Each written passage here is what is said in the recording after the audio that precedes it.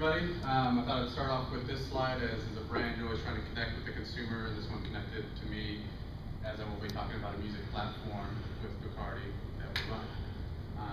Kind of what I'll do is I'll show you guys a little bit larger level, wider base, and then kind of narrow to the specific program, and then draw with the results and touch that. The one thing that I do like about this is having the audience that we have from the East Coast with Andrea to Jay Lee on the West Coast, me in the Midwest, and then Greg kind of pulls it all in with Vegas, where you kind of have the same consumer. Our consumer is Jose. Jose's a 21 to 24-year-old male. He's single, he's sophisticated, he's always connected, he's optimistic about his future, but he doesn't know what he's going to do, which is always a good thing to have. Bacardi's on his radar, but he prefers to drink beer because it's more acceptable and you know what his friends accept him as socially. Can anybody tell me what Jose's passions are? Some key passions that he has? Making money. Music. Hanging out with his friends, music. Music, music one, okay. Sports. Sports. Mm-hmm. So going down. Active, Yeah. Jose, he likes girls. Girls, yes. He likes sports, he likes music, video games, and film. Now, being with the different areas and different regions, Jose in Chicago is going to be different than Jose in California, which is going to be different than Jose in Jersey. But Greg gets all the same Jose's that come in and experience. We want to make sure that all our platforms align and are similar. So the same message with the Cuba Libres and the power periods all align so that they see a continuous message based on our commercials above the line and below the line. For this program specifically, I'm going to talk about Chicago Jose. Chicago Jose likes girls, but he likes more Midwest girls. He likes sports, but he likes Bears, Bulls. He plays video games and film, but based on our weather, as not to the nice Southern California weather that Jay Lee has. We have a polar vortex, so he probably spends a little bit more time indoors watching films and playing video games.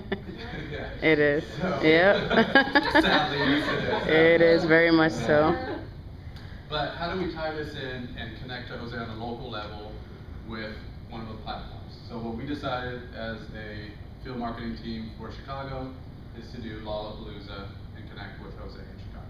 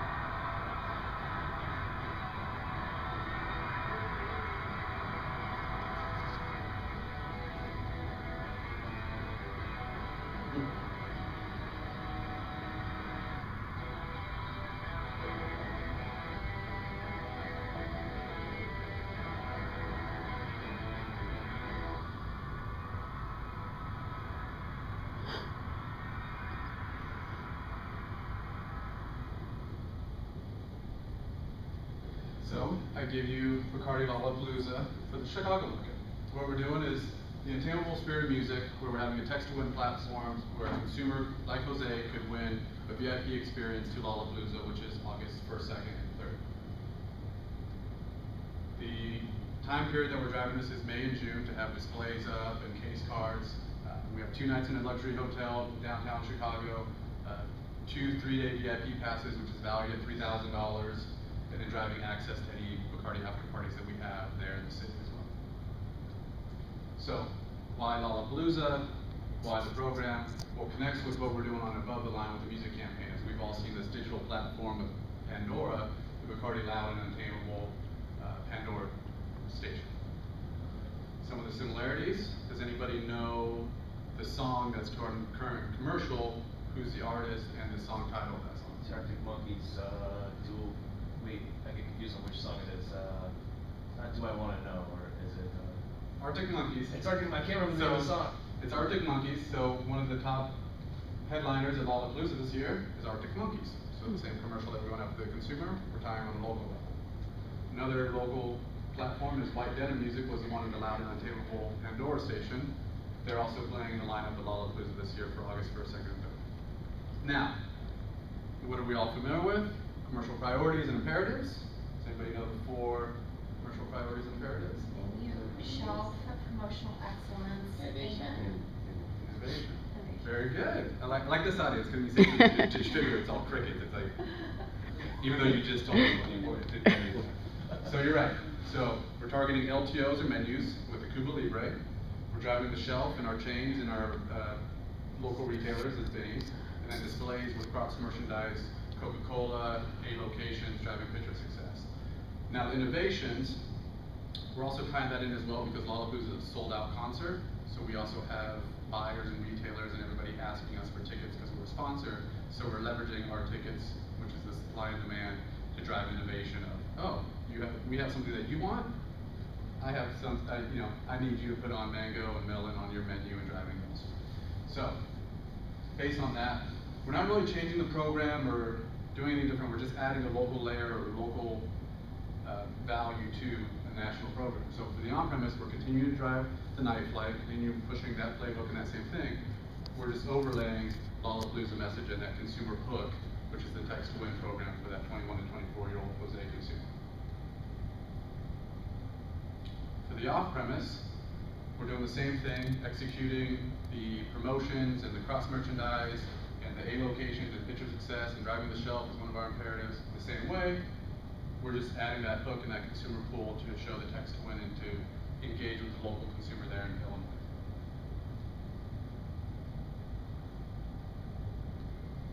Now, from a field marketing standpoint, how are we driving social media? Well, we're able to partner with Lollapalooza and have them send messages out to all their followers and their Facebook pages. Bacardi did a geo-targeting aspect and targeted towards Illinois.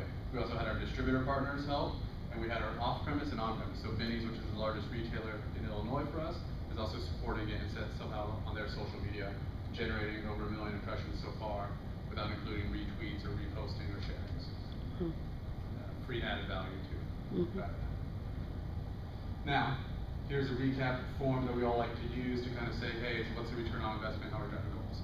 But I know you guys don't want to stare at an Excel chart, so I'll try to make it a little bit easier. Currently, we're at 40% of our volume after a third of the program, so I'm basing volume on a 6-month, rolling 6 months. After 2 months, we're at 40%, so we're trending good. Displays, you hit 100% of the displays goal with thanks from customer marketing who came out 2 weeks after the start to do a market survey, so it helped the distributor be motivated to make sure the displays are up. And then the goal for our Text to Win submissions was to have 1,000 submissions, and we're currently at a little over 2,000 submissions, and the program ends at the end of this month for the Text to Win. So, the other one is qualitative feedback, because you saw the quantitative aspect, but we want to show what worked, what didn't, how can we improve for next year, as the big tagline is continuous improvement. We want to continuously improve year on year. And then also some pictures of just visual art to show kind of displays and menus and tying back to the imperatives of what we offer. So, I'd like to give you the Lollapalooza program that Chicago's doing to target those consumers.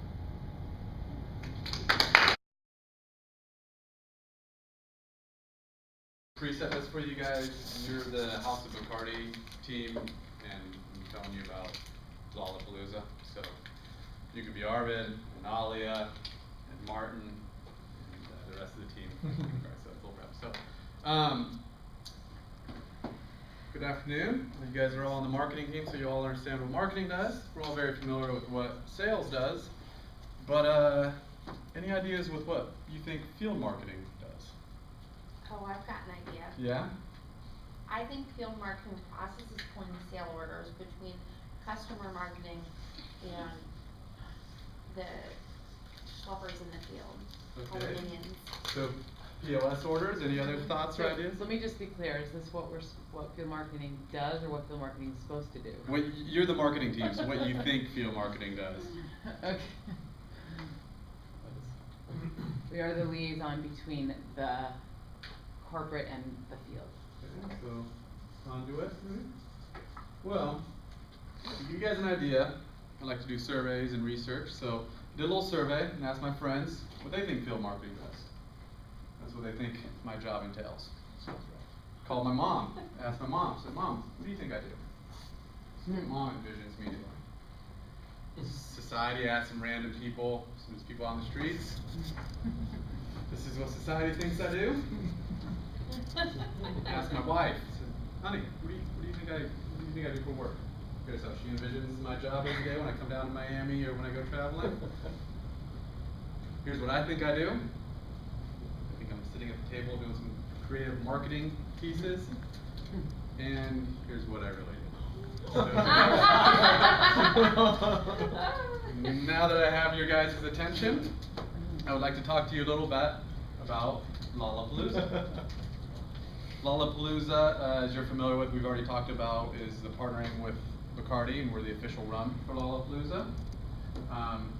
But I'm going to kind of drive home 3 key things with Lollapalooza and the partnership that we have with Bacardi. So, first of all, we want to know, why Lollapalooza? Why is this something that we want to invest in? Why is this something that we're doing? Why not another concert? Why not the Chicago Bulls? Why not something else local? Why not the Blackhawks? So, how Lollapalooza is going to help us drive sales, increase our imperatives, drive brand health long term.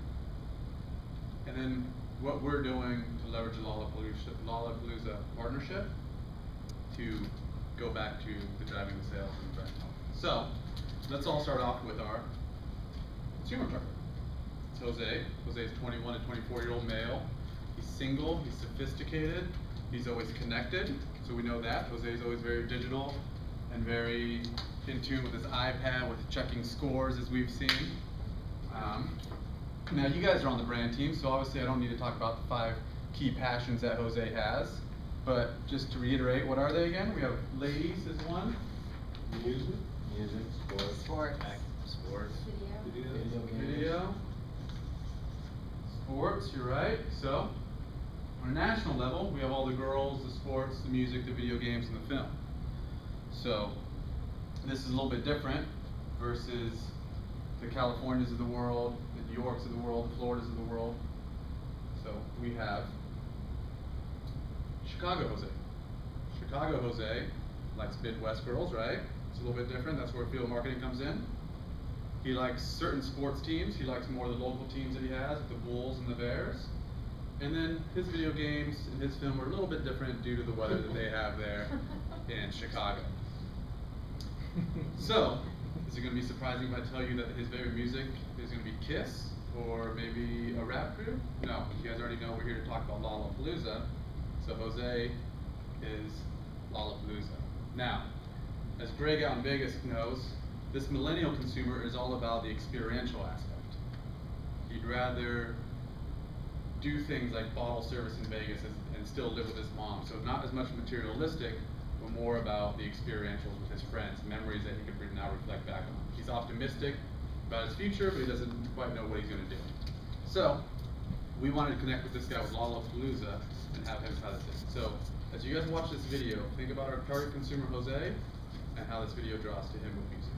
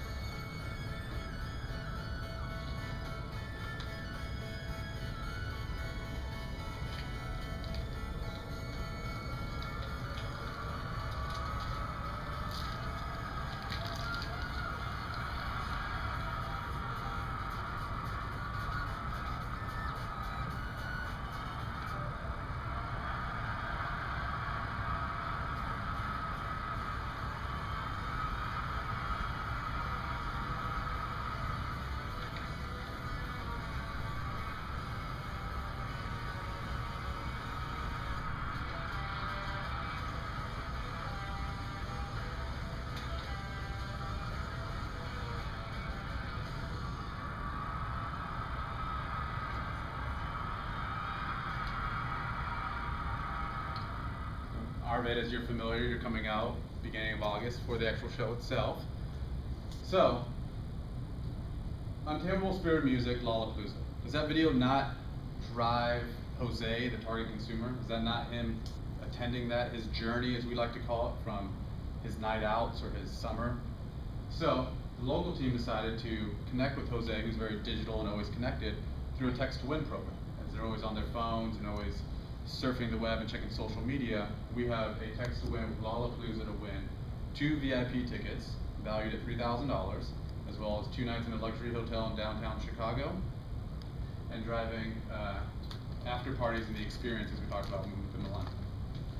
So, we have the campaign on above the level, as you guys are all familiar with music. So we're driving that with Jose. So when I ask you guys, does Lollapalooza connect? Is it the right target consumer that we're going after? Yeah? Okay. Next, we have the how are we leveraging Lollapalooza with our imperatives and driving sales. So we all know our 4 imperatives, right? What are they? We have menu, we have shelf, Display. Innovation. and innovation. So I'll tell you how we're driving all these with Lollapalooza to increase our sales and drive brand health. In the on-premise, we're sticking to the plan with the night flight as well as the Cuba Libre and the drink strategy.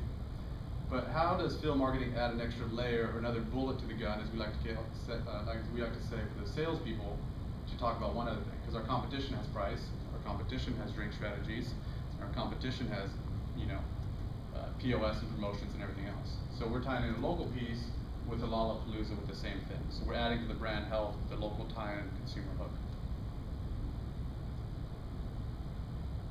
For the off-premise, the same thing.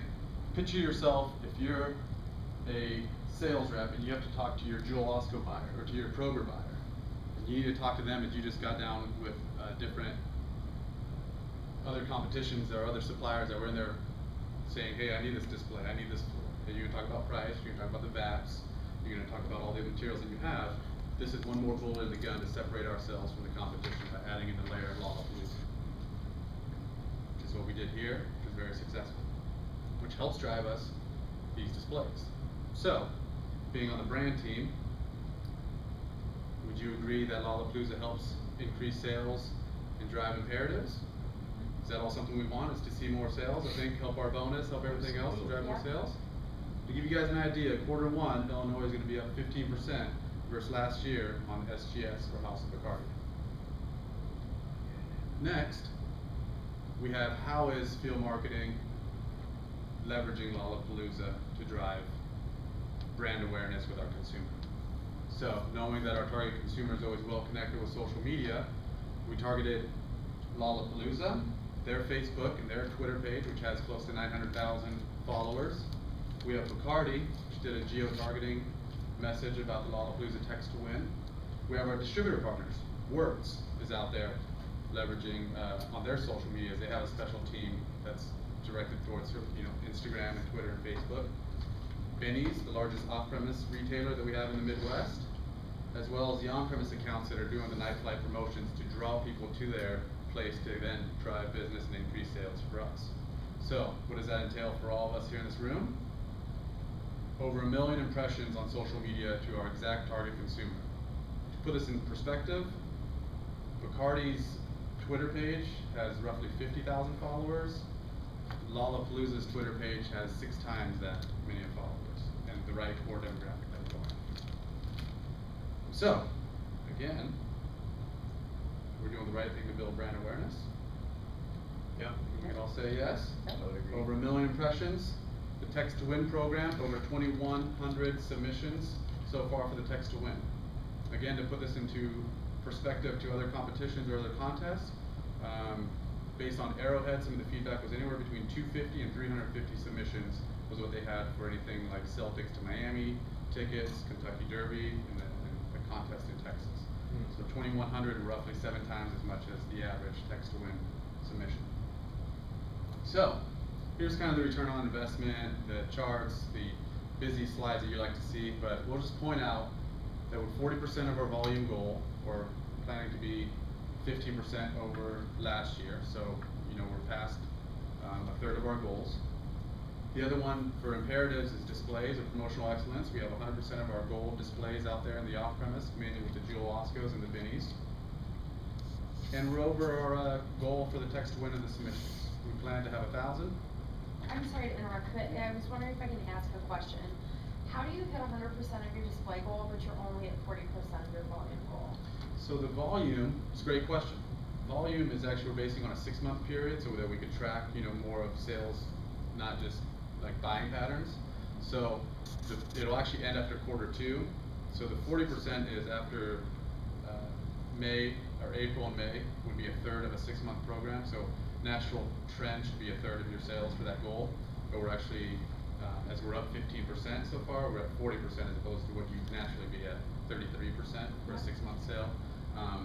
So the volume is based on a 6-month goal, and then the 100 displays is based on the number of case cards and case tuckers that we bought to drive to 100 displays for April and May. So we're already at 100 because they went out on Blitz very soon and got them up quickly as the program's the April-May text win program. So, just so I understand, your volume is to be up 15% in a 6-month period. We're up 15% just for Q1 is where we're trending. So we're not planning to be up that much for the 6-month period. We're just trying to drive an increase over last year as we drive to be continuously improving. The main goal actually that we really want to drive is the pull from Jewel Osco based on Nielsen as well as the pull data from Binny. So getting it into the account is one thing, which is the push, but the pull is actually getting the consumer to pull it out of the Binnies and get the pull quicker. So that's what really that we're driving with the consumer awareness. And last question I have for you, and then I apologize, I'll let you move on, but if you're already at 100% of your display goal, based on point of sale and so on and so forth, and you're only 30% into the program, are you concerned at all that you're gonna have to repurchase point of sale to refresh those displays over the 6-month period, and if so, are you gonna be over budget? So the text to win program, which all the POS is for, is just May and June, so it ends in that sense, so we won't reprint any more POS because the program will be over, but the program to keep driving until Lollapalooza actually is effective in August. So the 6 months is just to base on the sales to see that rather than just picking May to see how our sales are, it's not going to be a fair you know, judgment of volume because it might just be buying patterns, close of a quarter, close of works its business, and our distributor. So 6 months gives it a good rolling 6, rolling 12 to gauge in that process.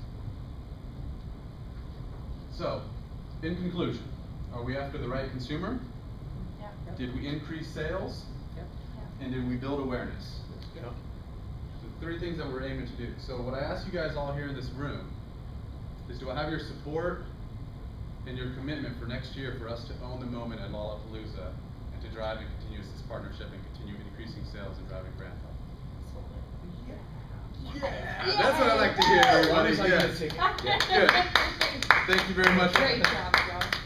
I'll take your WBS numbers at the end of the day.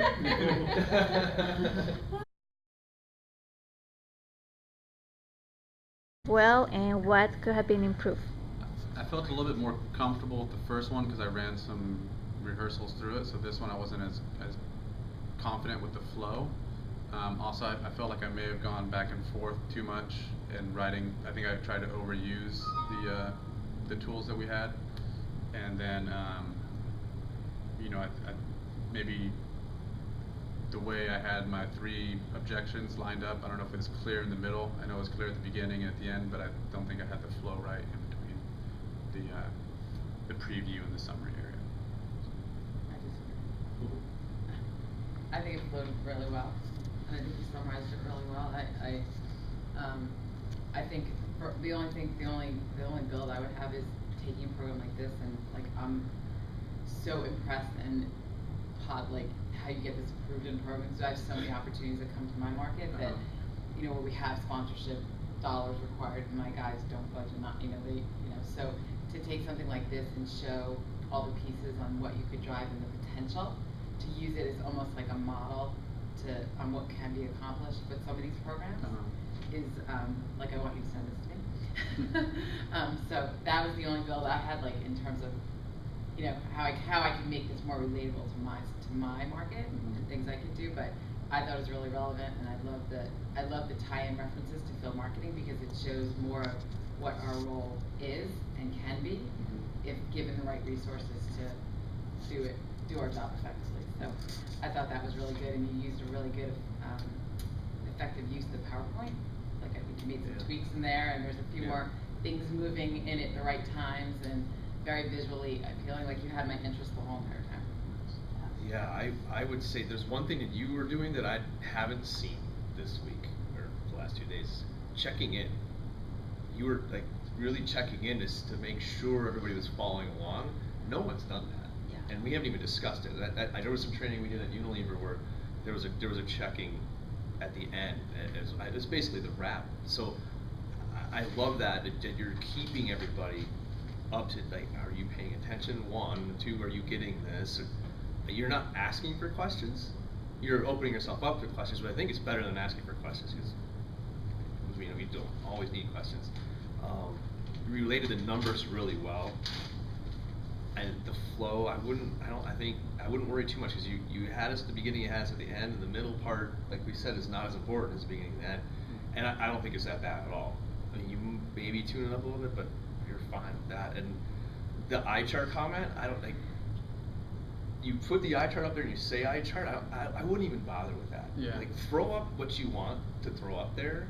Don't even put the other stuff up there because all it does is, I think it might have derailed a little bit, like the numbers. I think when I had the 40% and the 15%, because I was looking as we were putting this together, I knew that we were up 15%, so I added in that first slide, and then I should have added it to the last one to keep it consistent with the same message. But. Yeah, but I mean, honestly, awesome. Like, really well done. Same feedback on the middle part that I talked with Greg is just like go with that vertical check-in versus the horizontal. Yeah. And for the recap points, but I mean that's literally the only feedback I have, the only builds at all. I loved the intro. It was personal and it was a story. It was awesome.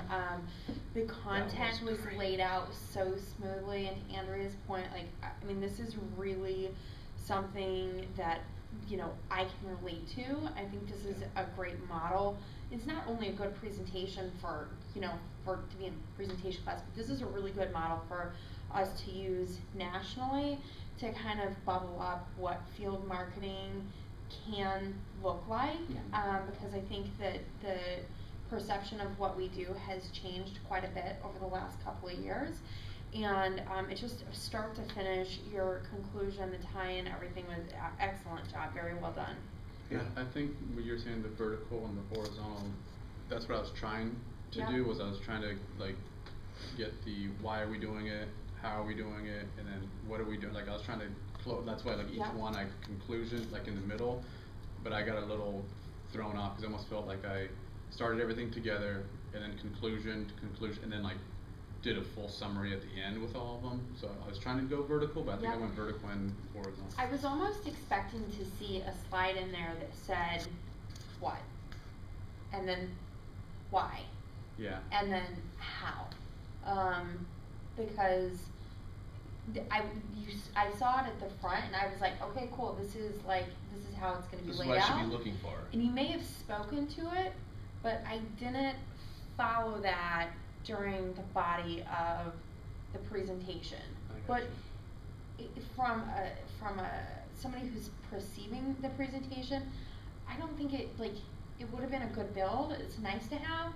The presentation made sense and it flowed and was pertinent and relevant even without it. Okay. I like how you set the stage before you even started, so we knew who we were in the audience, because I've seen this 3 times now. I mean, I got to see it in Savannah when you presented down there, and each time you definitely improved as you've gone along. But knowing that we were on the marketing side of things and looking at this, and whether or not we want to get involved, made more sense to me now. It kind of helped the call to action because exactly, and it helps me understand like who my actual audience is and not just general. So that was. And you really transition well from whether it's slide to slide or point to point throughout. It was just a great pace and feel to the whole presentation. Yeah, your cadence and comfort's really, it stands out. I'll just add a couple things, is that sometimes, yesterday I felt your fluctuation in voice was even more than today. Like, even in the introduction, because yesterday you went, the Bears, you know, things like that, they're like, and you didn't do it, and I caught on it. I think that I was a little confused where I wasn't certain that, you know, like, when you have this program, because this is not the first year, what improvements did you make this year? Was it just the shirts? And then, because like you're asking the audience, the brand team, hey, will you commit to next year, whatever? What did you want from them of more of a commitment? I kind of got lost on that. Okay. Unless you just want them there acknowledge, hey, we're not asking for money. We just want you to support our program. But like I wasn't I was a little confused in that. And then just on the point of the volume, just coming from where we're going right now with the company, if you talk net sales value, is it, because that's why I was asking, is it a 15% increase over a 6-month period, which is like unheard of, I mean, for Bacardi, but what is the increase and how much net sales value does that mean? And I mean, realistically, what you're spending on this is so reasonable in price of what you do. $30,000 is, you know, like is a drop in the bucket for what you're getting, and so I would talk about the net sales value then. Yeah, I think I was thinking about that one too, and I know the improvements is I think what's better. Hey guys, where we were at before, what we improved versus last year, and then what's our plan to improve. I think my main aim from the brand team is just to say, hey, look, we'll do this again next year, or not even from a funding standpoint, but we won't think you're going rogue, but that we will support you guys doing this. So you could sign the contract and get everything going, so you could start planning ahead, so we're not coming into June trying to plan for a August concert. I think that's the biggest thing.